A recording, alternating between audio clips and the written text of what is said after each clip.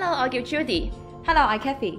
近日咧，全球嘅城市不斷咁發展，而喺發展嘅同時咧，佢又不斷咁消耗大自然嘅資源，令到環境被破壞嘅問題越嚟越嚴重啊！本地環保組織 Heroes2 係一個對抗環境威脅而成立嘅慈善團體，希望凝聚大家力量去改善同埋保護環境。我知道咧，乘搭公共交通工具咧就係減少路面空氣污染嘅主要方法。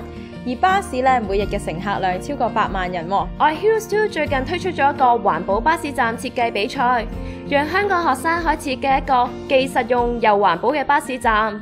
Hello David 啊，呢次咧嘅比賽模式係點㗎？其實呢個比賽咧主要分開2個階段嘅。咁第一個階段咧，比賽嘅同學咧就會交一份構圖啦，同埋一個建議書嘅。咁啊構圖咧就係一個外觀啦，講下個巴士站有幾靚啦。咁而個建議書咧就會詳細啲講下佢哋嘅平面圖啦，用咩物料啦，同埋長闊高啊啲詳細嘅準則咯。咁個第一個階段嘅截止日期咧就係11月6號。咁而喺呢個階段裏邊咧，我哋會揀選咧10位嘅入圍作品，咁咧就會邀請佢哋咧做一啲建築嘅模型。咁而呢個比賽咧嘅形式係對制嘅，我哋主要邀請咧係一啲建築系嘅學生啦、設計系嘅學生啦，同埋一啲環保管理系嘅學生。如果大家都想知多啲呢一個活動嘅資訊，可以上我哋 Facebook 嘅專頁。